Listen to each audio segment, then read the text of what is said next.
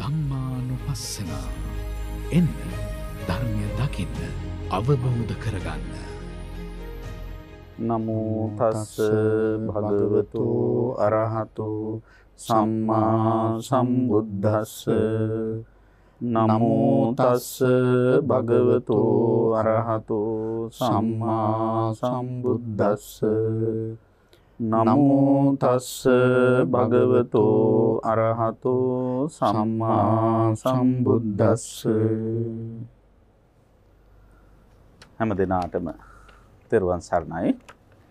සදැහැති වාසනාවන්ත පින්වත්නි, සිරිත් පරිදි ධම්මානුපස්සන ධර්ම සාකච්ඡාව තුළින් අපි මෙලෙසින් ඔබ මුණ ගැසෙන්නේ.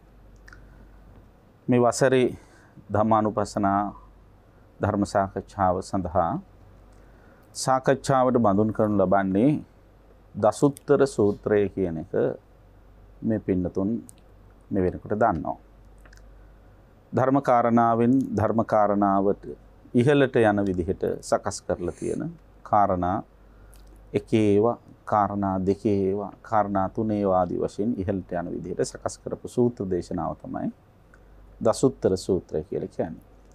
වැදගත් මාතෘකා රසක් යටතේ මේ සූත්‍රය සාකච්ඡා කරන්න අපට අවකාශ ලැබිලා තියෙනවා. ඉතින් මේ සාකච්ඡාව සඳහා මාතෘකාව තෝරා දුන්නේම අපේ කල්යාණ මිත්‍රයන් වහන්සේ. සිරිත් පරිදි අපේ හාමුදුරුවෝ අදත් ධම් සභා මණ්ඩපයේට වැඩම කර සිටිනවා. තලවතුගොඩ ශ්‍රී ඥානාරාම භාවනා මධ්‍යස්ථානාධිපති, ඩුබායිහි ශ්‍රී ලංකාරාම බෞද්ධ මධ්‍යස්ථානාධිපති, මොරගහහේන ආරණ්‍ය සේනාසනාධිපති, ත්‍රිපිටකාචාර්ය, අභිධර්ම විශාරද, කර්මස්ථානාචාර්ය අපේ කල්යාණ මිත්‍ර අතිපූජනීය මිරහවත්තේ පඤ්ඤාසිරි මාහිම්පාණන් වහන්සේ. අපි හාමුදුරුවෝ ඊටාම ගෞරවයෙන් පාද නමස්කාර පූර්වකව පිළිගන්නවා. අපි හාමුදුරනේ, අපි හාමුදුරුවෝ පහුගිය වර්ෂාරම්භයේ ඩුබායි රාජ්‍යයේ සිය විහාරස්ථානයෙහි, භාවනා බෞද්ධ මධ්‍යස්ථානයෙහි ආගමික කටයුතු වල නියැලෙමින් ඉඳලා අපිටත් ටොෆි චොක්ලට් රටේ ඉඳිහිම අරගෙන ඇවිල්ලා බොහොම සතුටු සිතින් අද සාකච්ඡාව සඳහා පෙනී සිටින්නට සූදානමින් සිටින්නේ. මමත් බොහොම සතුටින් අද සාකච්ඡාව මෙහෙවන්නේ. ඉතින් අපේ හාමුදුරනේ අද මේ වටිනා ධර්ම සාකච්ඡාවේ සදැහැති දායකත්වය ලබා දී කටයුතු කරන්නේ කැනඩාවේ සරේහි පදිංචි පින්වත් පද්මා සමරසිංහ මහත්මනිය, දියණිය නිලක්ෂ සමරසිංහ මිනිබිරියන් තුමරි, එවැගේම තුනුවි සහ එංගලන්තයේ ලන්ඩන් නුවර පදිංචි උපශිකා සමරසිංහ දියණිය කියන පින්නතුන් එක් රාශි වෙලා. ඒ පින්නතුන් අරමුණු වශයෙන් තබාගෙන තිබෙනවා දැනට 17 වසරකට පෙර අභාවයටපත් ජේ සේනානායක මෑණියන්ට, වසර 51කට පෙර අභාවයටපත් WCP සේනානායක පියාණන්ට, දැනට වසර 24කට පෙර අභාවයටපත් එඩ්වඩ් සමරසිංහ ස්වාමි පුරුෂයාණන්ට, එවැගේම අභාවයටපත් සොයුරියන් තිස්ස සේනානායක, අනුර සේනානායක සහ චිත්‍රා සේනානායක කියන පින්නතුන්ට, DMP වාහල තන්ත්‍රී නැන්දනී ඇතුළු ඥාති පරම්පරාවේ මියගිය සියලුම ඥාතීන්ට පින් අනුමෝදන් කරන්න බලාපොරොත්තු වෙනවා. එවැගේම රෝගී තත්වයෙන් පසු වන අතුල සේනානායක සහ අනිල් සේනානායක සොහොයුරන්ට දිනෙන් දින නිරෝගී සුව ප්‍රාර්ථනා කරන සෙත් ප්‍රාර්ථනා කරනවා. මේ සාකච්ඡාව මෙහෙවනු ලබන ස්වාමින් වහන්සේලා දෙනමට දහම් කටයුතු දීර්ඝ කාලයක් කරගෙන යාමට නිදුක් නිරෝගී සුවපත් භාවය ප්‍රාර්ථනා කරනවා. සම්බෝධි මහා විහාරාධිපති බොරලන්දේ වජිරඥාන ස්වාමින් වහන්සේ ඇතුළු සියලු ස්වාමින් වහන්සේලාට ආශිර්වාද කරනවා. කැනඩාවේ අධ්‍යාපනය ලබන තුමරි සහ තුනිවි මිනිබිරියන්ගේ අධ්‍යාපන කටයුතු විශිෂ්ට අන්දමින් සඵල වීම සඳහා ආශිර්වාද කිරීම, ඒ වගේම ජනවාරි 9 වෙනි දින උපන්දිනයේ යෙදී තිබුණු තුනිවි මිනිබිරියට සුබ උපන්දිනයකට ආශිර්වාද ප්‍රාර්ථනා කරනවා. වැඩසටහන සංවිධානය කිරීමට උදව් කළ චාන්දනී සේනානායක සොයුරිය ඇතුළු පවුලේ සියලු දෙනාට සෙත් ප්‍රාර්ථනා කරනවා. මේ වැඩ කටයුතු සඳහා නන් අයුරින් වෙහෙසන සම්බෝධි විහාරයේ කාර්ය මණ්ඩලයේ බෞද්ධ කාර්ය මණ්ඩලයේ හැමෝ දෙනාටමත් සෙත් පතනවා. කොවිඩ් වදුරන්ට ගොදුරුව සිටින දෙස් විදෙස් හි වාසය කරන හැම දිනාටම ඉක්මන් සුවය ප්‍රාර්ථනා කරනවා. ඒ වගේම මෙම ධම්මානුපස්සනා වැඩසටහන සවන් දෙන සකල ලෝකවාසීන්ට උතුම් චතුරාර්ය සත්‍ය අවබෝධයට මෙම ධර්මඥානීය උපකාරයක්ම වේවායි ප්‍රාර්ථනා කරනවා. සම්බෝධි මහා විහාරාධිපති වැඩ සිට අපවත් වී වදාළ අතිපූජනීය දන්නාගම කුසල ධම්ම නායක ස්වාමීන් වහන්සේට පින් අනුමෝදන් කරනවා.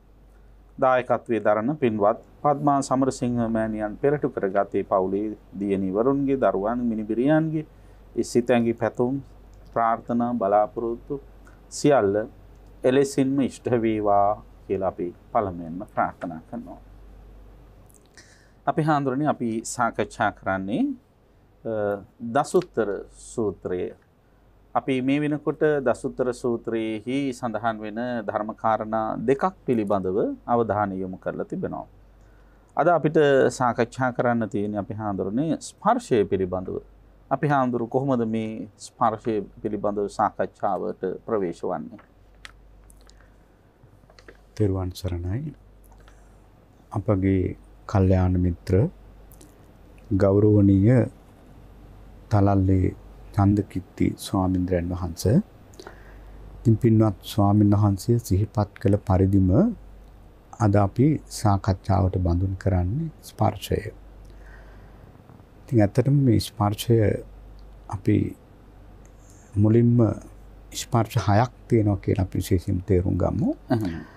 ඒ ස්පර්ශ 6 කවුරුත් දන්නවා. චක්කු සම්පස්ස, සෝත සම්පස්ස, ගාන සම්පස්ස, ජීවහා සම්පස්ස. ඊළඟට කාය සංස්පස්ස, මනෝ සංපස්ස ආදී වශයෙන්, ඒ කියන්නේ ඇහි ස්පර්ශය, කනේ ස්පර්ශය, නාසයේ ස්පර්ශය, දිවේ ස්පර්ශය, කයේ ස්පර්ශය, ඒ වගේම සිතේ ස්පර්ශය. එතකොට ස්වාමීන් වහන්සේ මේ ස්පර්ශය කියලා කියන්නේ තුන් දෙනෙකුගේ එකතු වීමක්. එහෙමයි. ඒ කියන්නේ අපි දැන් උදාහරණයක් හැටියට කිව්වොත් ඇස තින්නම් පස්සති පස්සෝ කියලා ධර්මයේ සඳහන් වෙන්නේ. එතකොට දැන් අපි උදාහරණයක් හැටියට ගත්තොත් දැන් ඇස, ඇහැයි රූපයයි චක්කු විඥානයයි එකතු වීම ඇහි ස්පර්ශය.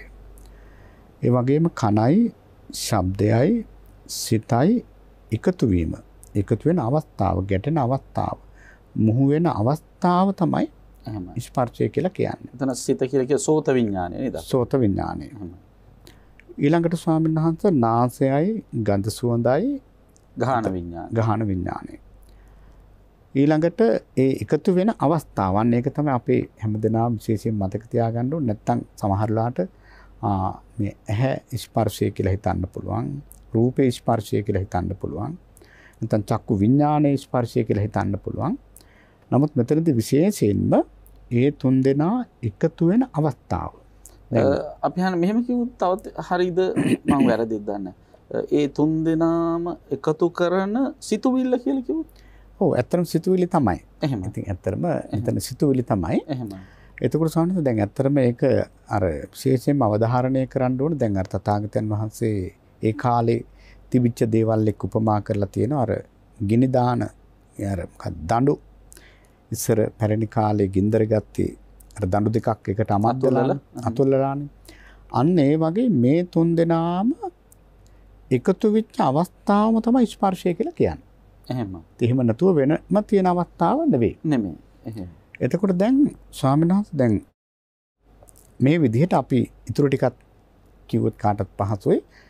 නාසයයි ගඳ සුවඳයි විඥානයයි. ඊළඟට දිවයි රසයයි විඥානයයි. ඊළඟ කයයි පහසයි විඥානයයි. මනසයි අරමුණුයි විඥානයයි. මෙන්න මේ එකතුවට තමයි ස්පර්ශය කියලා කියන්නේ. එතකොට මේක ස්වාමීන් වහන්සේ මේ ස්පර්ශය කියන එක ඇත්තටම දුකේ ආරම්භය තමයි මේකතු වීම. එහෙම. ඉතින් අපි ඒක හොඳටම තේරුම් ගන්න ඕන. මේ හැම දෙයකටම මුල් වෙන්නේ. දැන් බලන්න වේදනාවට මුල් වෙන්නේත් මේ ස්පර්ශය. සංඥාවට මුල් වෙන්නේත් මේ ස්පර්ශය. ඊළඟට සංස්කාර වලට මුල් වෙන්නේත් මේ ස්පර්ශය. ඊළඟට කාමයේ ඇති වෙන්න මුල් වෙන්නේත් මේ ස්පර්ශය. ඊළඟට කර්මය සකස් වෙන්න මුල් වෙන්නේත් මේ ස්පර්ශය. ඉතින් අනුව කල්පනා කරලා බලනකොට මේ ධර්මයේ තුල මහ දැවැන්ත කාර්යභාරයක් ඉෂ්ට කරන දෙයක් තමයි ස්පර්ශය කියලා කියන්නේ. අපි හන්නේ දැන් එහෙම කිව්වහම කෙනෙකුට බය හිතෙන්න පුළුවන්. දුකෙහි ආරම්භය ඇති වෙන්නේ මේ ස්පර්ශය නිසා. එතකොට අපි හාමුදුරුවෝ සිහිපත් කළපු විදිහට වේදනාව, සංඥාව, සංඛාර, චේතනා ඇති වෙන්නත් මුල් වෙන්නේ ස්පර්ශය. ඉතින් ඒ මත දුක ඇති වෙන්නත් මුල් වන්නේ ස්පර්ශය කියලා කල්පනා කළා. එහෙනම් මේ ස්පර්ශය නැතුව ඉන්න වෑයමක් දරයිද? ඒක කරන්න පුළුවන් වැඩක්ද අපි හාමුදුරනේ? ඇත්තටම සමහරවිට ඉතාම හොඳ ප්‍රශ්නයක්. දැන් මේ ස්පර්ශය කියන එක දැන් මේක පරිඤ්ඤය ධර්මයක්. පරිඤ්ඤය ධර්මයක් කියන්නේ මේක බුදුරජාණන් වහන්සේ දේශනා කළේ මේක අවබෝධ කටයුතු ධර්මයක්. පිරිසිඳ දැනගත යුතු. පිරිසිඳ දැනගත යුතු ධර්මයක්. එහෙමයි. එහෙම නැතුව මේක නැති කරන්න බෑ. එහෙමයි. නැති කරන්න හිතනවා නම් ඒක ඇත්තටම කරන්න පුළුවන් දෙයක් නෙවෙයි. අපි උපමාවකින් කිව්වොත් අපි හිතමු දැන් ගහක සෙවණැල්ලක් තියෙනවා. එහෙම. එතකොට දැන් ගහේ සෙවණැල්ල නැති කරන්න හිතනවා. එහෙම. ඉතින් ගහේ සෙවණැල්ල නැති කරන්න නම් ගහ ගලවන්න ඕන. මොකද නැත්තම් ගහේ කොළ ටික අයින් කරන්න ඕන. ඊළඟට නැත්තම් මුලින්ම ගලවලා ගහ අයින් කරන්න ඕන. ගහේ සෙවණැල්ල අයින් කරන්න නම්. එහෙම නැතුව මොන තරම් උත්සාහයක් ගත්තත් කවදාවත් සෙවණැල්ල අයින් කරන්න බෑ. අන්න ඒ වගේ තමයි කවදාවත් කෙනෙක් උත්සාහ කරනවා නම් මේ ස්පර්ශය නැති කරන්න ඒක කරන්න පුළුවන් දෙයක් නෙවෙයි. එහෙමයි. මොකද ඒ කියන්නේ ඇහත් තියෙද්දි රූපයක් තියෙද්දි චක්කු විඥානයක් තියෙද්දි ස්පර්ශය නැති කරනවා කියන එක බොරු වැඩක්. බොරු වැඩක්. ඒක කරන්න බැරි දෙයක්. කරන්න බැරි දෙයක්. එතන ඇත්තට අර ඒකට වටිනාකමක් දීලා නිට්ටයයි සුඛයි ආත්මයි කියලා මේ රූපේ අල්ලගන්න තාක්කල් කවදාකවත් ස්වාමීන් වහන්සේ මේ ස්පර්ශය නැති කරන්න බෑ. ඒ නිසා තමයි බුදුරජාණන් වහන්සේ දේශනා කළේ මේක පිරිසිඳ අවබෝධ කටයුතු දෙයක්. එතකොට දැන් අපි හන්නේ දැන් ওই චතුරාර්ය සත්‍ය විග්‍රහයේදී ධම්මචක්කප්පවත්තන සූත්‍රයේදී පැහැදිලි වෙනවනේ දුක්ඛ සත්‍යය ගත්තාම පරිඤ්ඤය ධර්මයක් හැටියට ගන්නවා. සමුදය සත්‍යය ගත්තාම පහතබ්බ ධර්මයක් විදිහට ගන්නවා. ඊළඟට නිරෝධ සත්‍යය ගත්තාම සච්චිකාතබ්බ ධර්මයක් හැටියට ගන්නවා. ඊළඟට මාර්ග සත්‍යය ගත්තාම භාවේතබ්බ ධර්මයක් හැටියට ගන්නවා. එතකොට මෙතනින් ප්‍රහාණය කළ නැති කළ යුතු දේ හැටියට ගැනෙන එතන තණ්හාව.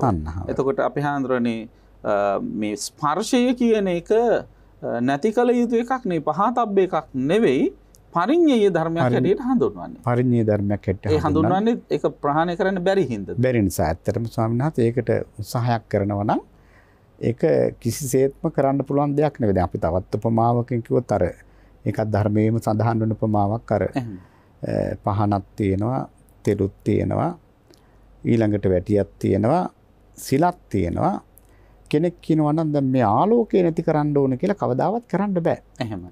මොකද අර ටික ඔක්කොම තියෙනවා නම් ආලෝකය නැති කරන්න බෑනේ. එහෙමනම් පහන නැති කරලා, තෙල් දාන එක නැති කරලා, වැටිය නැති කරලා, හැබැයි එකක් හරි නැති කරා නම් ඒ ආලෝකය නැති වෙනවා. එහෙමයි.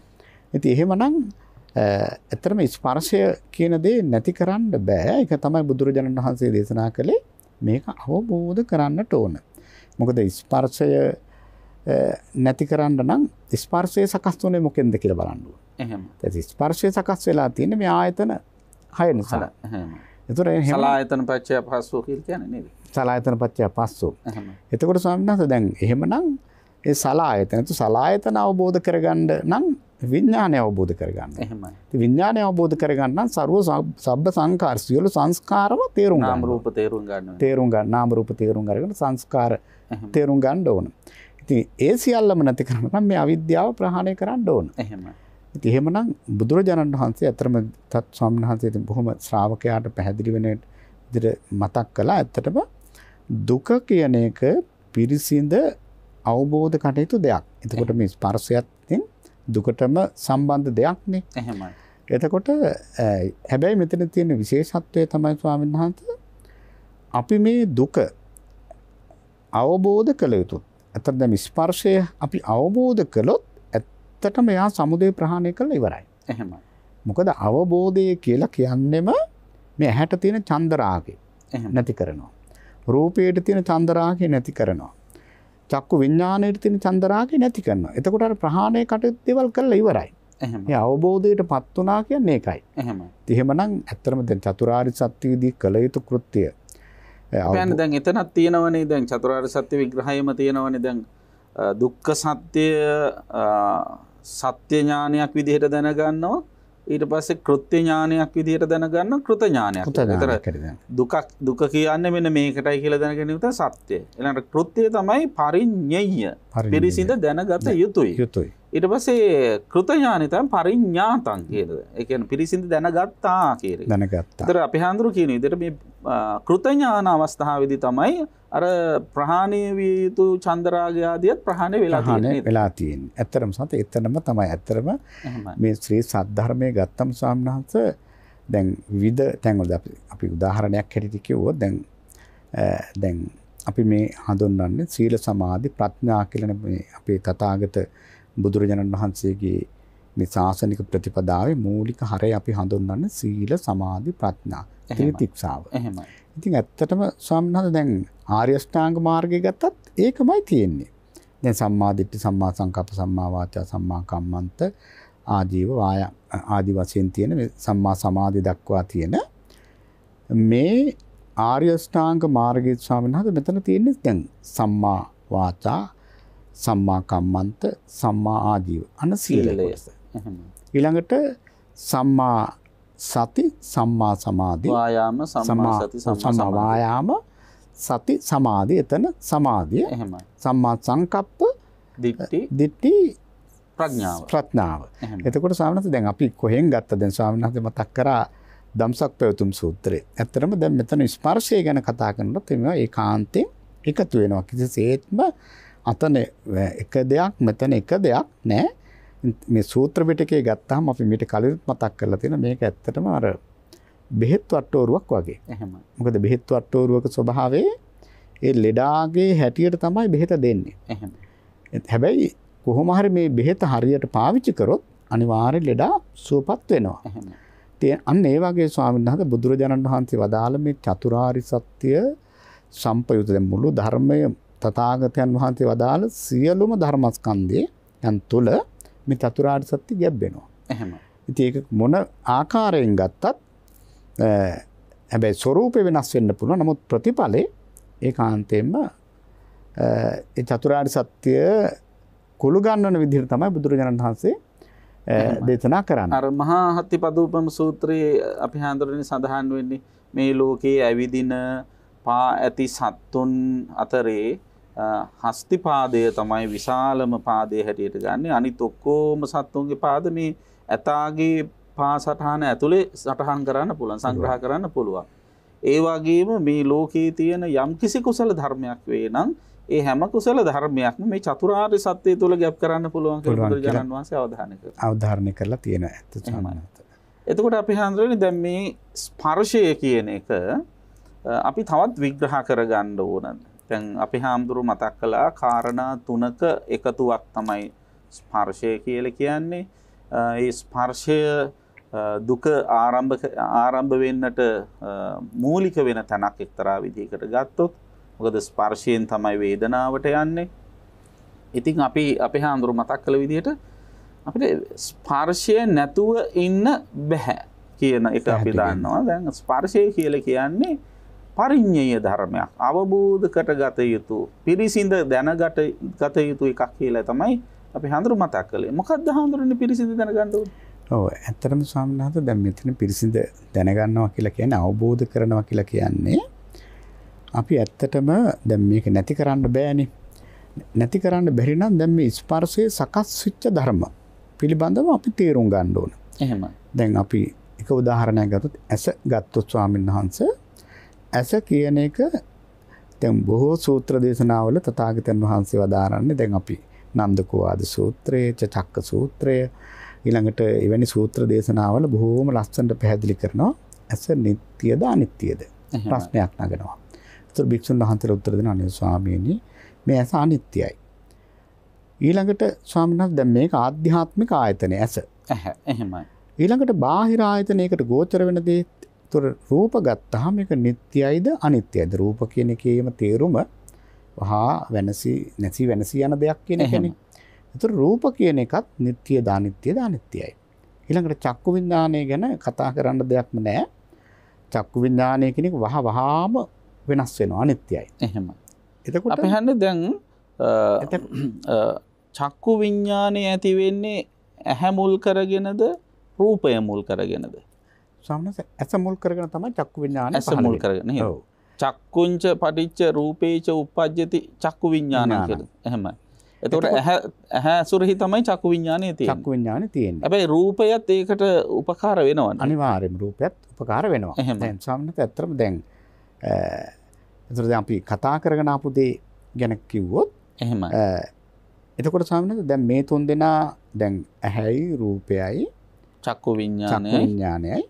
ඉතින් මේ එකතු වෙන අවස්ථාව. එහෙම. මේ එකතු වෙන අවස්ථාව ඒක අපි අවධාරණයෙන්ම කරන්න බොහෝ දෙනා හිතනවා මේ තුන තමයි කියලා. ඒක දැන් බණවලටත් අහලා. නමුත් මේක හොඳට මතක තියාගන්න ඕනේ මේ එකතු වෙන අවස්ථාවම. දැන් ගිනි කූරක් ගහන අවස්ථාව අන්න ඒ වගේ. දැන් අපි හඳුර මතක් කළේ ඇහැ අනිත්‍යයි, ඔව් රූපය අනිත්‍යයි. එහෙනම් ඇහැයි රූපයයි මුල් කරගෙන හට ගන්න ලබන චක්කු විඥානයත් අනිත්‍යයි කියලා. ඊට පස්සේ දැන් අපිට අවශ්‍ය කරන්නේ දැන් මේ ස්පර්ශය පිරිසිඳ දැනගන්න. ඔව්. ඇත්තටම සාන්ත දැන් එතනදී මේ පිරිසිඳ දැනගන්නවා කියලා කියන්නේ දැන් මේ එතකොට දැන් ඒක යම් ස්පර්ශය හටගන්න උපකාර වෙච්ච කාරණා තුන අනිත්‍ය නම් දැන් ඇහැ අනිත්‍ය නම් රූපය අනිත්‍ය නම් චක්කු විඥානය අනිත්‍ය නම් ඒ නිසා හටගත්ත ස්පර්ශය නිට්ටය වෙන්න විදිහක් නැහැ. එහෙම. ඒක අර ඉස්සෙල්ලා කියපු උපමාවෙන්ම බුදුරජාණන් වහන්සේ වදාරනවා. පහන අනිත්‍ය නම්, තෙල් අනිත්‍ය නම්, වැටි අනිත්‍ය නම්, සිලා අනිත්‍ය නම්, ආලෝකය නිට්ටයයි කියන්න කිසිසේත්ම බෑ. මොකද අනිත්‍ය දේවල් වලින් සකස් වෙච්ච දෙයක්. ඒතකොට පිරිසිඳ දැනගන්නවා කියලා කියන්නේ මේ ස්පර්ශය අනිත්‍යයි කියලා දැනගන්නවා අනිත්‍යයි කියලා දැනගන්න එක. ඒකම තමයි වෙන කිසිවක් නැහැ. අනිත්‍ය සංඥාවම තමයි. එහෙමයි.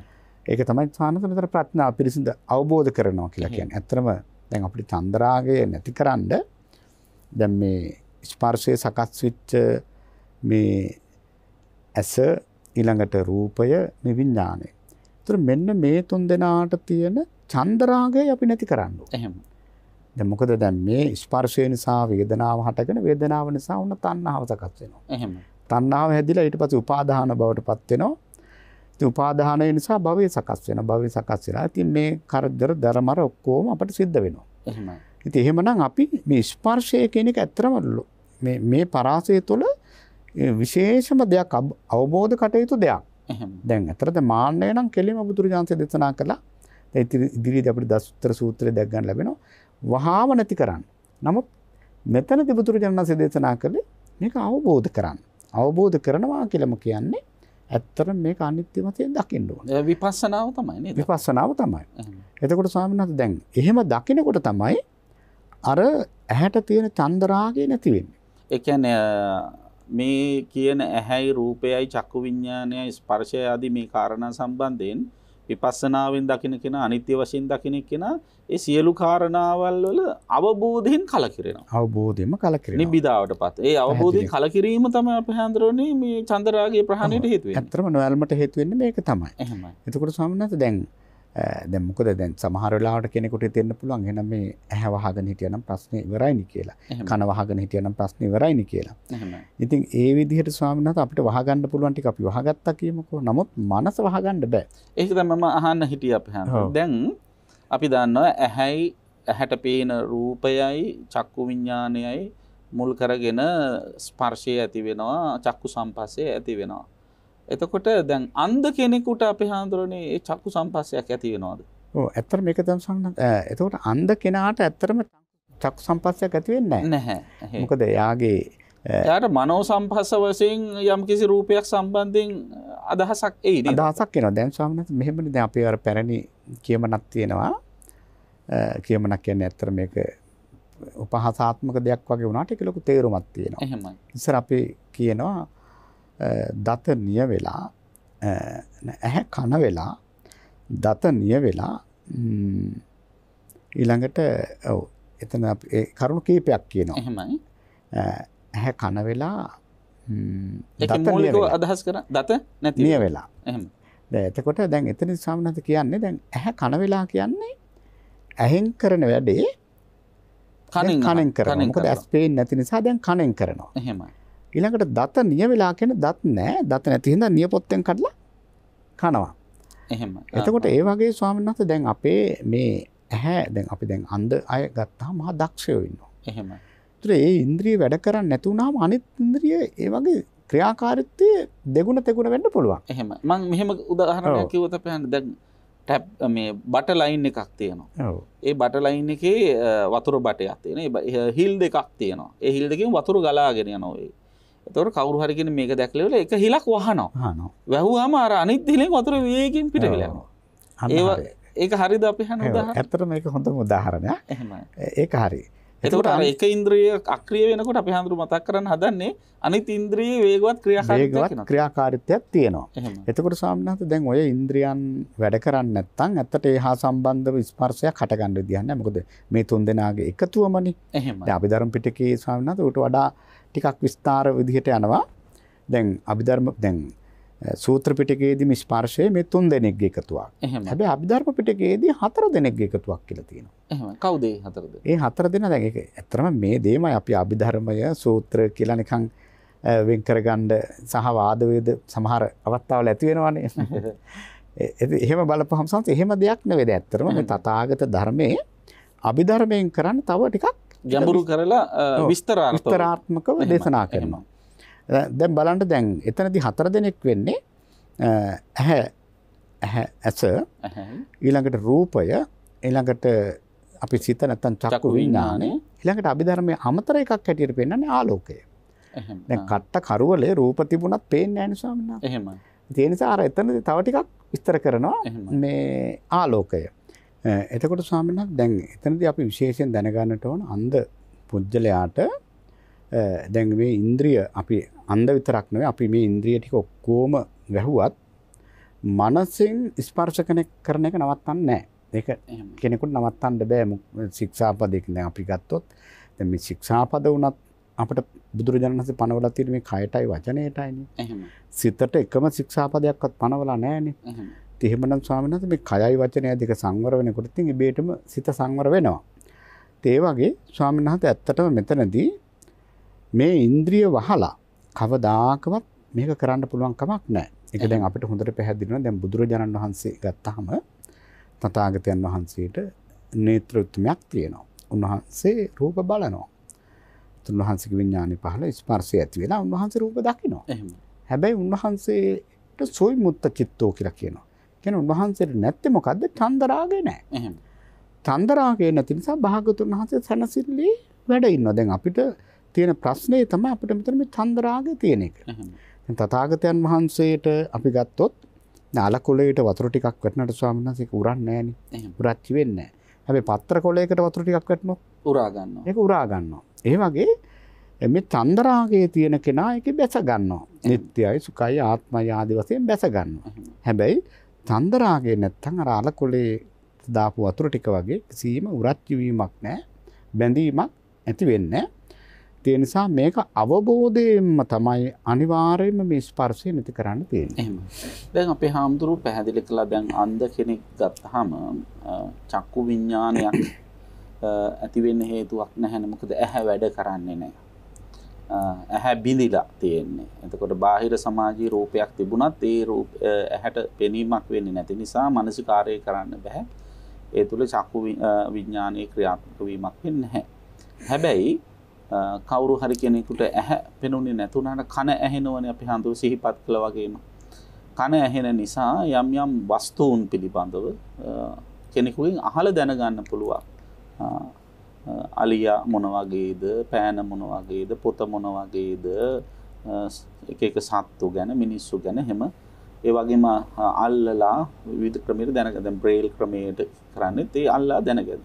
ඒ අල්ලා දැන ගැනීම තුළ කරන්නේ ඇහෙන් දකින්න නැති එක රූප සටහන් විදිහට මනසින් තැම්පත් කරගන්න. එතකොට ඒ හා සමාන රූප සටහනක් ස්පර්ශ කරලා ඉවර වෙලා අර ඇහෙන් කරන වැඩේ අර එතනදී චක්කු සම්පස්සේ ඇති නොවුනත් චක්කු විඥානය ඇති නොවුනත් කාය ස්පර්ශයයි කාය සම්පස්සය මුල් කරගෙන රූප සටහන් මනසෙහි තැම්පත් කර ගැනීමේ හැකියාව තියෙන. ඒක අහලා දැනගන්න පුළුවන්, අල්ලලා දැනගන්න පුළුවන්, බල දැනගන්න පුළුවන් ඒ විවිධ ක්‍රම වලින් එහෙම සිද්ධ වෙනවා. හැබැයි චක්කු විඥානය ක්‍රියාත්මක වෙන්නේ නැහැ කියන එක අපි තේරුම් ගන්න වෙනවා. එතකොට දැන් අපේ හාමුදුරුවෝ සිහිපත් කළා මේ ස්පර්ශය කියන එක පරිඤ්ඤය ධර්මයක් කියලා. පරිඤ්ඤය කියන්නේ පිරිසිඳ දැනගත යුතු අවබෝධ කරගත යුතු එකක්. ඒතර පිරිසිඳ දැනගත යුත්තේ වෙන මොකක්වත් නෙවෙයි මේ ස්පර්ශය සහ එය ඇති වෙන්න මුල් වෙච්ච අර කාරණා තුන අභිධර්ම පිටකයේ අනුව කාරණා හතරම අනිත්‍ය වශයෙන් තේරුම් ගන්න එක. ඇති වෙලා නැති වෙලා යනවා කියලා තේරුම් ගන්න එක තමයි. අපි හන්නේ තව දුරටත් මේ ස්පර්ශය ගැන දැන ගැනීමේදී දැන් අපි සාමාන්‍යයෙන් අදහස් කරන්නේ ස්පර්ශයක් කියලා කිව්වහම අතින් අල්ලන දෙයක්, ඇඟේ හැපෙන දෙයක්, ඒ වගේ දේ කරන්නේ ස්පර්ශය කියලා කියන්නේ. දැන් මම මෙහෙම ඇහුවොත් අපේ හාමුදුරන්ට කොහොම උත්තර දෙන්න පුළුවන් වෙයිද? දැන් කවුරු හරි කෙනෙක් තමන්ගේ අතින් හරි කාගේ හරි දිවෙන් අල්ලනවා අපේ හාමුදුරනේ. දිවෙන් ඇඟිලි දෙකෙන් අල්ලනවා. එතකොට එයාට ඇති වෙන්නේ අපේ හාමුදුරනේ ජීවහා සම්පස්සේද කාය සම්පස්සේද? ඇත්තටම සාන්ත එතනදී කාය සම්පස්සේ තමයි ඇති වෙන්නේ. එහෙමයි. අනිතික සාමනත් අපි එතනදී අර ස්පර්ශය ගැන සාමනත් කියපු තැන එතන හරි වැදගත්. මොකද දැන් අපි දැන් ස්පර්ශය කියන්නේ අපි ඕලාරිකව හිතන්නේ යමක් අපේ ඇඟි ගෑවුනොත් එහෙම වැදුනොත් ඒක තමයි අපි ස්පර්ශය හැටියට දකින්නේ. එහෙමයි. දැන් අපි රූප කියලා කියන්නේ අපි සාමාන්‍යයෙන් දකින දෙයකටනේ. නමුත් සාමනත් දැන් මේ ශබ්දයක් ධර්මයේ රූපයක් හැටියට පෙන්වලා තියෙන්නේ. එහෙමයි. ගන්ධයක් රූපයක්. ඇයි අපි හඳුරන්නේ ඒ රූප විදියට හඳුන්වන්නේ? රූප දැන් ඇත්තට මට විසි රූපේදී බුදුරජාණන් වහන්සේ පැහැදිලිවම දැන් රූපය කියලා කියන්නේ ස්වාමීන් වහන්සේ දැන් අපිට අර විවාහාරය අපි රූපය කියලා කිව්වම මේකක් හරි පේන දෙයක් වගේ අපේ හිතේ ඇඳිලා තියෙනවා. එහෙමයි. නමුත් රූප කියන එකේ තේරුම කැඩිලා බිඳලා විනාශ වෙලා යන දෙයක්. එහෙමයි. ඒතර ශබ්දය කියන එක එහෙම එකක් නේ. එහෙමයි. ඊළඟට සඳ ගන්ධය කියන එක එහෙම එකක් නේ. එහෙමයි. රසය කියන එක එහෙම එකක් නේ. එහෙමයි. ස්පර්ශය කියන එක එහෙම එකක්. ඒ කියන්නේ සාමාන්‍යයෙන් අර ඇහැට පේන රූපයක් කැඩිලා බිඳිලා කෑලි වලට යනවා වගේ ප්‍රකටව පෙනුනේ නැති වුණාට ශබ්දය කියන එකත් සියුම් විදිහට වෙනස් වෙවි යනවා. වෙනස් වෙවි යනවා. ඉතින් එතකොට දැන් මේකදී අර අපිට පොඩ්ඩක් අර දැන් අපි ගත්තාම දැන් අපි වේදනාව ගමුකෝ ස්වාමීන් වහන්සේ. දැන් වේදනාව අපේ භාවිතයේ තියෙන්නේ අපි විවාහාරයේ තියෙන්නේ දුකක් හැටියට. දුකක් හැටියට. නමුත් වේදනාව කියන්නේ විඳිනවා කියන. එහෙම. අන්න ඒ වගේ මේ රූපේ කියන්නේ බොහෝ දෙනෙකුට දැන් හරිය ලස්සන රූපයක් කියලා අර මේක කාවැදිලා තියෙනවා මේ රූපයක් කියන්නේ මේ ඇහැට පේන දෙයක් විතරයි කියලා. එහෙම දෙයක් නෙවෙයි. මේ ආයතනයන්ටම ගෝචර වෙන මේ බාහිර රූප, ශබ්ද, ගන්ධ, රස, ස්පර්ශ ඔය හැම දෙයක්ම ස්වාමීනාත් රූප. කැඩෙන බිඳෙන ස්වභාවයෙන් යුක්ත දේ කියන එකයි. කැඩෙන බිඳෙන ස්වභාවයෙන් යුක්ත දේ. දැන් අටවිච රූපේදී පැහැදිලිවම දැන් ගෝචර රූප කියලා කියන්නේ ඔය ටිකද. එහෙමයි. එතකොට ස්වාමීනාත් දැන් ස්වාමීනාත් අහපු දේත් එක්ක බලපුවම අර දැන් දිව අල්ලපුවාම නම් ඇත්තටම එතන කාය සම්පස්සේ තමයි වැඩ කරන්නේ. එහෙමයි. එතකොට දැන් මෙහෙම ලුණු හට්ටියක අත දාගෙන ඉඳලා ඉවර වෙලා දිව අල්ලනවා. ඔව්. එතකොට නම් ඉතින් මේ ජීවහා සම්පස්සේ. එතකොට මොන සම්පස්සේද ඉස්සෙල්ලම ඇති වෙන්නේ? සම්නාස මෙහෙමයි. ඉස්සෙල්ලම ඇති වෙන්නේ දැන් ලුණු වගේ. ඒක දැන් සාමාන්‍යයෙන් සම්නාස හිතන්නේ කොහොමද? සමහර වෙලාවට ඉස්සෙල්ලාම ජීවහා සම්පස්සේ ඇති වෙන්න පුළුවන් නේද? ජීවහා සම්පස්සේ ඇති වෙන්න පුළුවන්. මොකද දැන් දිව කියන එකේදී හැබැයි අපි හන්නේ කාය සම්පස්සේ ඇතිවීමෙන් පස්සේ වෙන්නත් පුළුවන් නේද? මොකද අර දිවයි අතයි ස්පර්ශ වුණාට පස්සේනේ ලුණු රසයක් හරි දැනෙනව නම් දැනෙන්නේ නේ. ඔව් ඒ වගේ ප්‍රශ්නයක් ඇත්තට මම හිතලා තිබුණේ නැහැ. එහෙමයි. මොකද දිවක් ඇලීමක් පිළිබඳව අදහසක් තිබුණේ. නමුත් සාමාන්‍යයෙන් එහෙම අහපු එකත් හොඳයි ඇත්තටම. එහෙමයි. මොකද මේ ස්පර්ශය සම්බන්ධයෙන් ගොඩක් අය හිතාගෙන ඉන්නේ මේ අතින් අල්ලනවා, ඇඟේ හැපෙනවා, ඒ වගේ දේවල් නේ කටුක ස්පර්ශ විදියට. හැබැයි ස්පර්ශය කියලා කියන්නේ කායික ඇති වෙන ස්පර්ශය විතරක් නෙවෙයි. අනිත් ඉන්ද්‍රයන් හා අරමුණු අතර ඇති වෙන සම්බන්ධතාවය ස්පර්ශය හැටියට හඳුන්වනවා නේද? අතරම දැන් මේ ආයතන හයේම සම්නහස එකතුවනේ. එහෙමයි. දැන් අපි මේ මුලින්දලම කතා කරන මේ හයක් තියෙනවා කියලා කිව්වේ. දැන් අතරම ඇහැ, රූප, සිත. දැන් ඒකට ඒකතුව. මේ ස්පර්ශය. එහෙමයි. ඊළඟට කන, ශබ්ද, සිත ඒකතුව. එතකොට දැන් බලන්න දැන් එතකොට දැන් ශබ්දය කිව්වම කෙනෙකුට හිතෙන්න පුළුවන් මේක රූපයක් නෙවෙයි නේ. නමුත් ඒක ඇත්තටම ඒ තුන්දෙනාගේ එකතුව. එහෙම. ඉතින් ඔය විදිහට සහන්නත මේ ආයතන හයටම දැන් අපි මේ නිරන්තරයෙන් මේක කතා කරා. ඉතින් මේ තුන්දෙනාගේ එකතු වෙන මොහොත.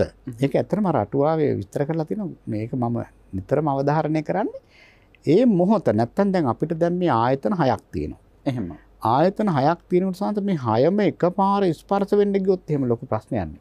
එහෙමයි. ඉතින් එහෙමනම් දැන් සමහර වෙලාවට කෙනෙකුට දරා ගන්න බැරි වෙයි. එහෙම. දැන් මොකද දැන් කෙනෙකුට හිතෙන්න පුළුවන් නෑ මේ හයම එකපාර ස්පර්ශ වෙනවා කියලා. තවත් විදිහකට කිව්වොත් අපි හන්නේ එක මොහොතේ සිතක පහළ වෙන එක සිතවිල්ලයි. එක සිතුවිල්ලයි. එහෙමයි. එතකොට දැන් හැබැයි එතකොට දැන් මේ ස්පර්ශය කියලා කියන්නේ සිතවිල්ලක්. සිතුවිල්ලක් පැහැදිලි සිතක්. දැන් චක්කු විඥාන, සෝත විඥාන. අපි දැන් අහේතුක සිත්තල තියෙන සංස දැන් ඔය අපිට දැන් ඇහෙන් රූපයක් දකින්නවා කියලා කියන්නේ අතන මෙතන සිතක්. එහෙමයි. කනෙන් ශබ්දයක් අහනවා කියන්නේ සිතක්. සිත. එහෙමයි. එතකොට දැන් ඒ සිත සාමාන්‍යයෙන් දැන් කෙනෙක් හිතන්න පුළුවන් සාමාන්‍ය කෙනෙක් ඕලාරිකව සිහිය දියුණු කරපු නැති කෙනෙක් හිතන්න පුළුවන් නෑ ඔය කොච්චර බණ කිව්වත් මේ ඔක්කොම එකට පහළ වෙනවා කියලා හිතන්න පුළුවන්. එහෙමයි. දැන් අපි බලාගෙන ඉඳදී ඇහෙනවා වාඩි වෙලා ඉන්නකොට කාය ස්පර්ශ දැනෙනවා. ඔය ඇතරේ මේ ධම්මානුපස්සනාව ටොෆි එකක් හරි බුලත් ටිකක් හරි බලනවා නම් දිවට රස දැනෙනවා. ඊළඟට ළඟින් කවුරු හරි යනවා නම් ගඳක් දැනෙනවා. ඔය ආදි වශයෙන් මේ සියල්ල එක මොහොතේ දැනෙනවා කියලා හිතෙන්න පුළුවන් කෙනෙකුට. හිතෙන්න පුළුවන්. නමුත් සම්මත ඒ කාන්තේම ඒකේ මේ සිතේ වේගය අපිට කියන්න පුළුවන් කමක් නැහැනේ. එහෙමයි. එතකොට දැන් ඇත්තටම අපි රූපයක් දැකලා ඒ සිත බිඳුනාට පස්සේ තමයි අපිට ශබ්දයක් ඇහෙන්නේ. හැබැයි මේක හරි වේගවත්.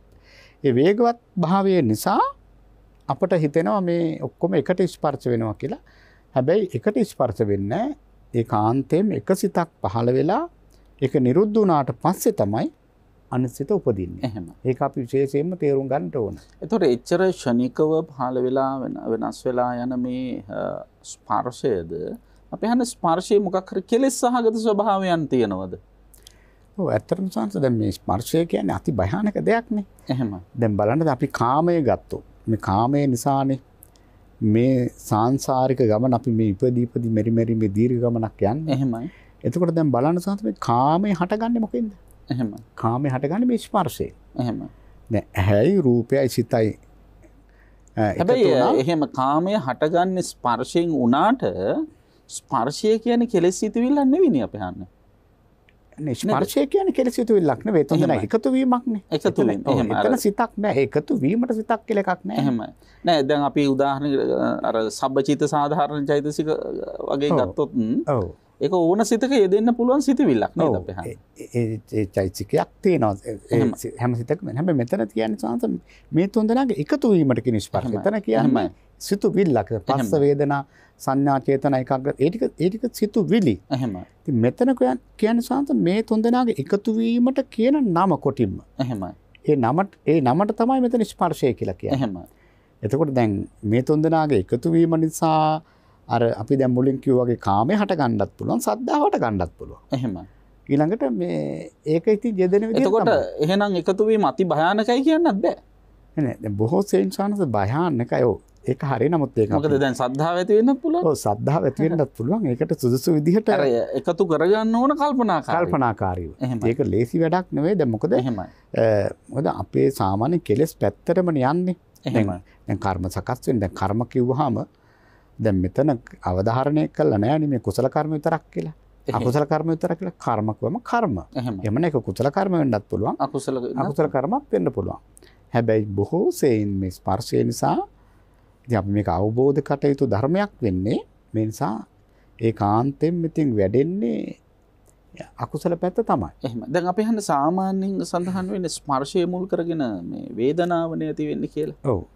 එතකොට වේදනාවෙන් පස්සේ නේද ඔය අකුසල පැත්තට යනවා නම් යන්නේ ගොඩක් වෙලාවට. ඔව් පැහැදිලිවම සංස දැන් ස්පර්ශය මේ තුන්දෙනාගේ එකතුව. දැන් අපි එක කාටත් පැහැදිලි මේ තුන්දෙනාගේ එකතුව. මේ එකතුව නිසා මේ ඔන්න අපට වේදනාවක් හට ගන්නවා. එහෙමයි. එතකොට මේ කියන වේදනාව අපි දැන් ඇහැයි රූපයයි සිතයි එකතු වුණා. ඒ එකතු වෙච්ච දෙයට අපි කැමති නම් ඔන්න සැප වේදනාව. එහෙමයි. අකමැති නම් දුක් වේදනාව. ඊළඟට දෙක කැමැත්තකුත් අකමැත්තකුත් නැත්නම් මධ්‍යස්ථ වේදනාව. එතකොට ස්වාමීන් වහන්සේ ඔන්න දැන් බලන්න අර කැමති නම් ඔන්න එතන රාගයක් හට ගන්නවා. නැත්නම් ආසාවක්. එහෙමයි. ඒතර එතන තණ්හාව. අපි ඒකට අකමැති නම් ඔන්න ගැටීම.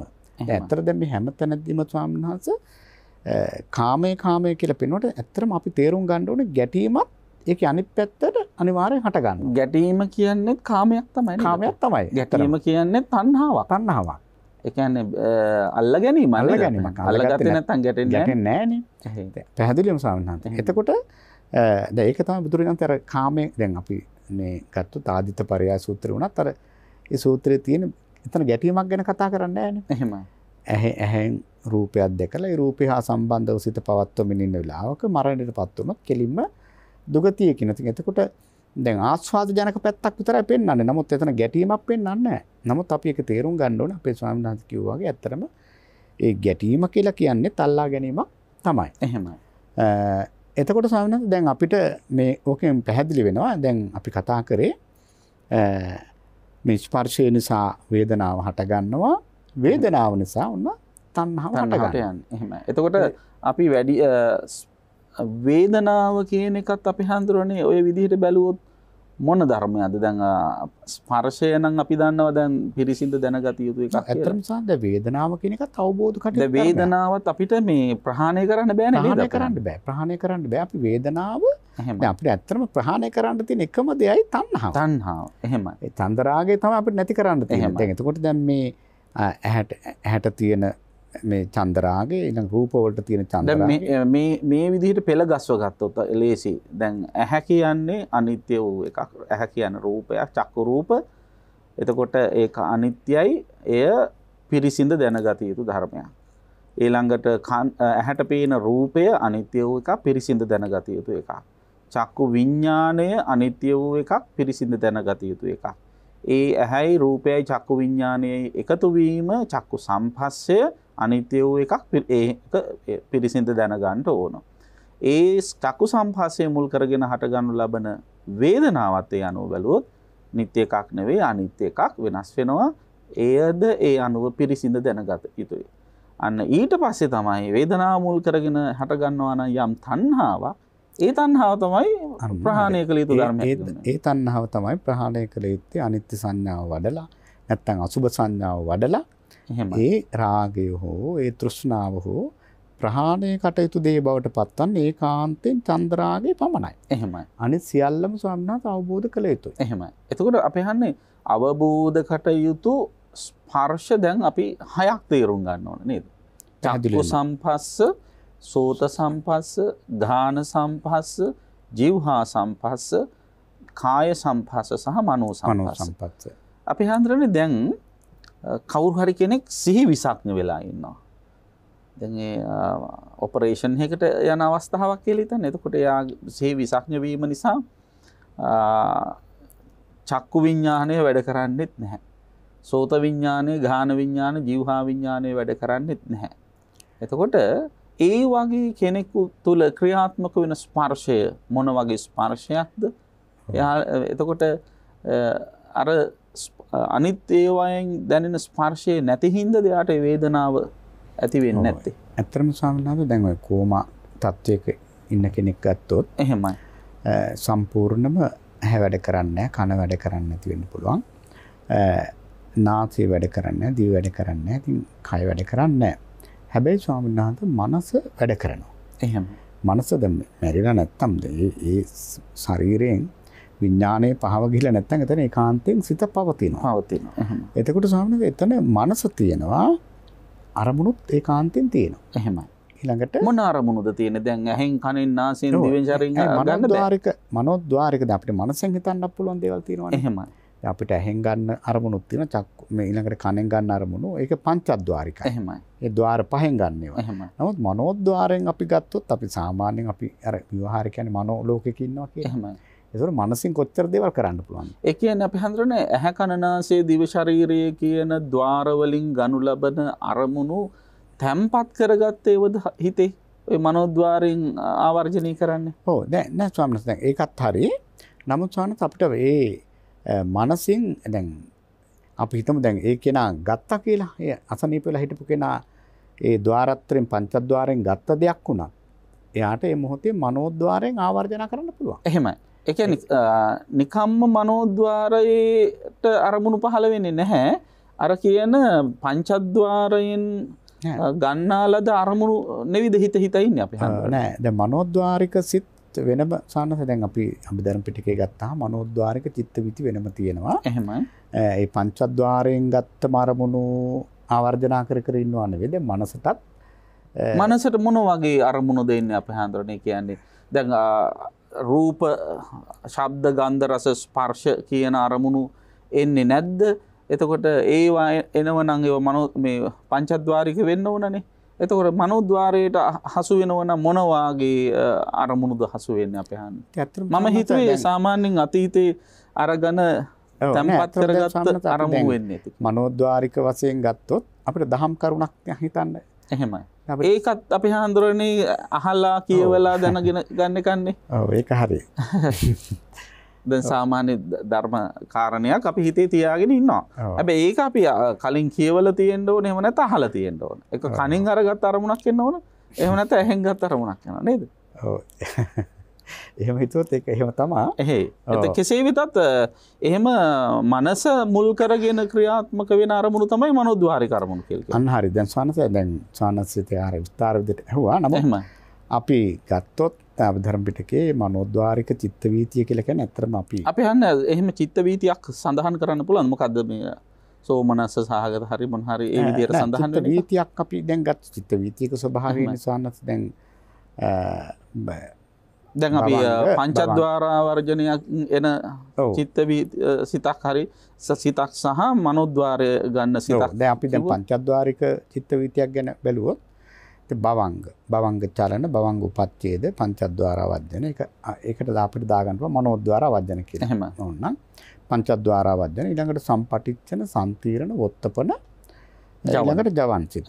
එතකොට ඔය විදිහට දැන් භවංග කියලා කියන්නේ දැන් අපේ සිත සාමාන්‍ය ස්වාමීන් වහන්සේ මේ භවංග සිතත් ඇත්තටම අර ප්‍රතිසන්දි සිත හා සමහනම වටිනා සිතක් බලපුවහම මොකද වටිනවා කියලා කියන්නේ දැන් ප්‍රතිසන්දි සිතක් පහළ වෙලා ඒක ඒ මොහොතේම නිරුද්ධ වෙලා යනවා. එහෙම. ඒත් දැන් මේක පවතින්න ඉපේ. ඒ භවංග සිත් වලින් තමයි මේ වැල දිගට පවත්වාගෙන යන්නේ. එතකොට ඒ භවංග ඉතින් භවංගය එතන භවංග චලන කියලා කියන්නේ සම්ද භවංගය අපි උපමාවකින් කිව්වොත් ඒක නැත්තම් මේක තේරෙන්නේ නැති වෙන්නත් පුළුවන්. දැන් අභිධර්ම පිටකයේ අර අඹ ගහේ උපමාව එහෙමයි. පෙන්නලා තියෙන එක බොහොම ප්‍රකට උපමාවක්. එතනදී තියෙන්නේ කෙනෙක් අඹ ගහයට නිදාගෙන ඉන්නවා. නිදාගෙන ඉන්නකොට ඔන්න අඹ ගෙඩියක් වැටෙනවා. අඹ ගෙඩියක් වැටෙනකොට එයා අර දැන් ඒ නිදාගෙන ඉන්න අවස්ථාව තමයි භවංග අවස්ථාව. එහෙමයි. භවංග චලනය තමයි අර අඹ ගෙඩියේ වැටීමෙන් ඇතිවෙන කම්පනය. භවංග චලනය. භවංගේ මේ කම්පණය වුණාට පස්සේ මෙයා නැගිටිනවා භවංග උපච්ඡේද. එහෙම. මේ පංචද්වාර වර්ජන ඊට පස්සේ ආවර්ජන සිත මේක ඇත්තටම මේ ක්‍රියාසිතක්.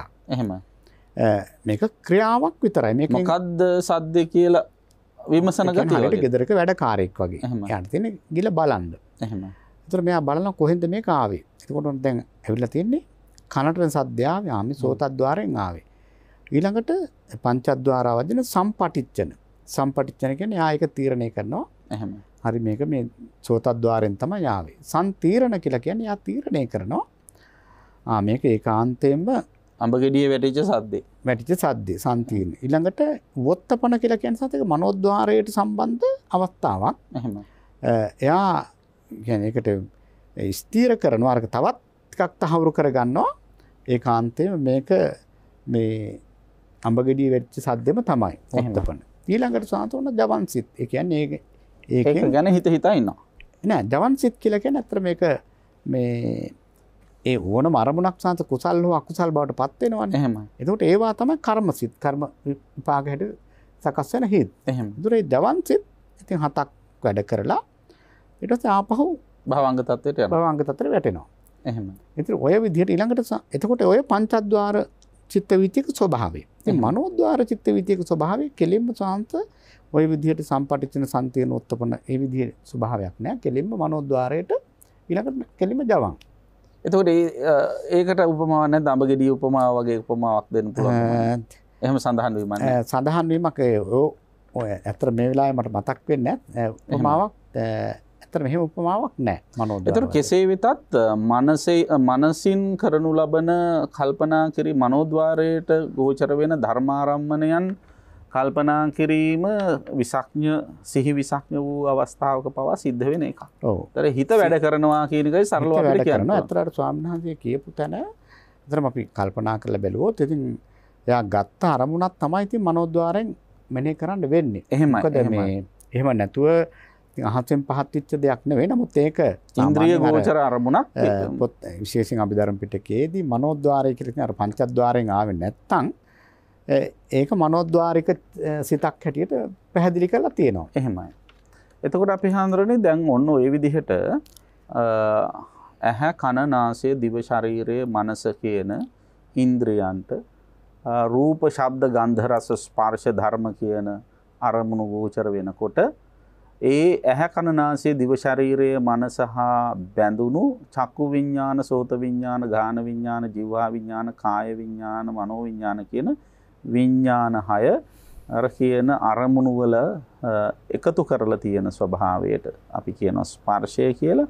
ඒ හැම එකක්ම අනිත්‍ය වශයෙන් දකින්න ඕන කියන එක තමයි මෙහිදී අවධාරණය කරන්නේ පරිඤ්ඤය ධර්මයක් විදියට. මොකද එහෙම දැක්කේ නැති වුණොත් ඒක අනුසය ක්ලේශයන් අවසන් හේතුවක් විය හැකියි නේද අපි හඳුනන. පැහැදිලිවම සංස දැන් අත්‍තරම මේ පරිඤ්ඤය කියන තැන ඒක විස්තර කරලම තියෙන අවධාරණය කරලා තියෙනවා. අවබෝධ කරගන්නවා කියන එක දැන් අපි සුතමේ ඥාණයෙන් අවබෝධ කරගන්නවා, භාවනා ඥාණයෙන් අවබෝධ කරගන්නවා. නමුත් මෙතන අවබෝධයේ පැහැදිලිවම ඇත්තම සුතම ඥානයත් ඒකට අවශ්‍යයි. ඒ වගේම මේ නීවරණ ධර්ම යටපත් කරලා අපි භාවනාවේ ඥානයත් විශේෂයෙන් අවශ්‍යයි. හැබැයි අවධාරණය කරන්න සාන්ත කෙලිම විපස්සනාව. එහෙම. විපස්සනාව කියන්නේ ඇත්තටම මේක අනිත්‍ය වශයෙන්ම දකින්න ඕන. එතකොට මේ අවිද්‍යාව වගේ අනුශය ධර්මයන් ඒ තුළ දුරු වීගෙන යනවා නේද? දුරු වීගෙන යන ඇත්තටම සාන්ත දැන් බලන්න දැන් අවිද්‍යාව නැමැති මේ අවිද්‍යාව ප්‍රහාණය කරන්න තියෙන එකම බෙහෙතන අනිත්‍ය. එහෙමයි. අනිත්‍ය සංඥාව වැඩි වීම තුළින් තමයි අවිද්‍යාව පව නැති කරන්න පුළුවන්. එහෙම. දුරු කරන්න පුළුවන්. ඉතින් එහෙමනම් මේ අවබෝධය කරා යන්න නම් අනිවාර්යෙන් අනිත්‍ය සංඥාවම වඩන්න ඕන. ඒ වැඩි වීම තුළින් තමයි අනිත්‍ය සංඥාව වඩන්නේ. ඇත්තටම අර ඇස රූපය විඥානය.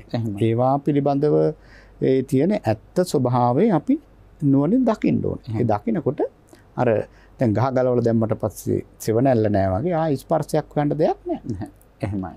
එතකොට කවුරු හරි කෙනෙක් මෙන්න මේ කියන ස්පර්ශය පිළිබඳව සිහියෙන් නුවණින් දකිනවා නම් පිරිසිඳ දකිනවා නම් ස්පර්ශය ඇති වෙන්නට හේතු සාධක වෙච්ච කාරණා තුන අධ්‍යාත්මික ආයතන, බාහිර ආයතන සහ ආයතන බද්ධ විඥාන. ඒ සියල්ලද ඇති වෙලා නැති වෙලා යනවා කියලා දකින්න ඕන. අනිත්‍ය වශයෙන් යම් කිසි කෙනෙක් මේ සියලු කාරණා ගැන දකිනවා නම් ඒ හැම කාරණාවක් සම්බන්ධයෙන් අවබෝධයෙන් කලකිරෙනවා. ඒ අවබෝධයෙන් කලකිරීමට ධර්මයේ දීලා තියෙන වචන තමයි නිබ්බිදා කියලා.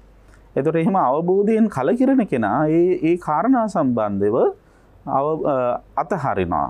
නිබ්බිදා විරාජ්‍යති කියලා සඳහන් වෙනවා. නොඇලී ඉන්නවා. ඒ අවබෝධයෙන් කලකිරුණු දේ පිළිබඳව එයා ඇලෙන්නේ නැහැ.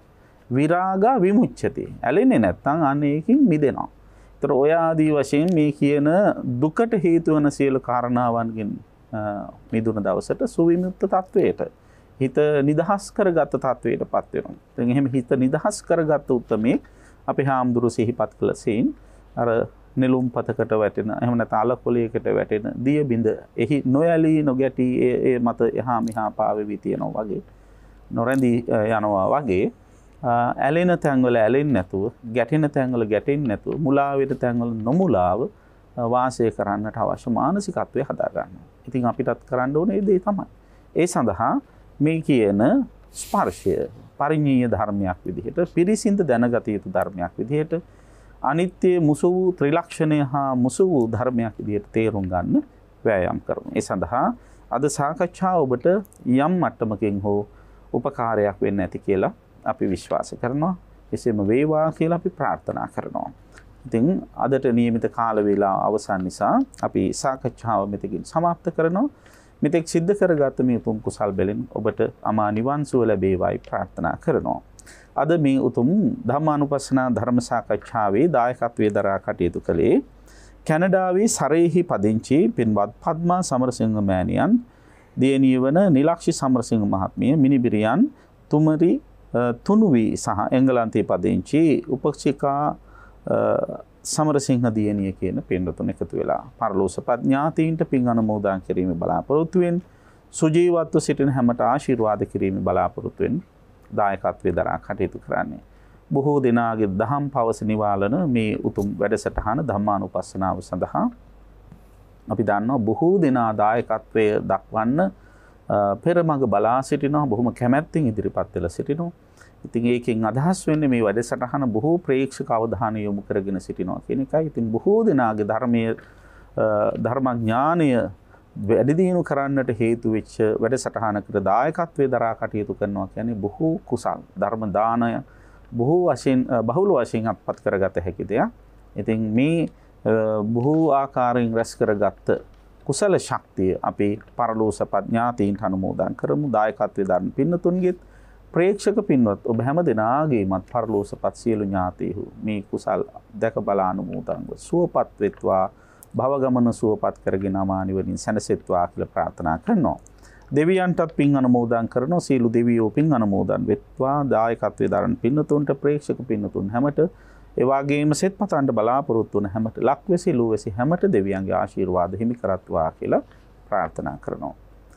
මේ උදාරතර කුසල ශක්තිය ඔබට අපට හැමටත් විශේෂයෙන්ම තමන් වහන්සේ සතු වටිනා ධර්මඥානය නිර්ලෝභීව අනතිමානීව ඔබ අප හැම සමගින් සුහදව බෙදා ගන්නට කවදත් ඉදිරිපත්ව කටයුතු කරන අපේ කල්යාණ මිත්‍රයාණන් වහන්සේ අතිපූජනීය මිරහවති පඤ්ඤාසිරි මාහිම්පාණන් වහන්සේටද බෞද්ධයා නාලිකාවේහි සභාපති තැන්පත් අපේ බොරලන්දි වජිරඥාන ස්වාමින් වහන්සේ ඇතුළු සියලු ස්වාමින් වහන්සේලාටද නිදුක් නිරෝගී සුව චිරජීවනයේ පිණිස පවතිවා. මේ උතුම් කුසල ශක්තිය වාසනා බල මහිමෙන් ඔබට අපට හැමට හැකි තරමින් උතුම් අමා මහ නිවන් සුව සාක්ෂාත් කර ගැනීම භාග්‍ය උදා වේවායි පතමින් ධම්මානුපස්සනා ධර්ම සාකච්ඡාව අදට නිමා කරනවා. ඔබ සෑම දිනාටම සම්මා සම්බුදු සරණයි. ධම්මානුපස්සනා එන්න ධර්මය දකින්න අවබෝධ කරගන්න.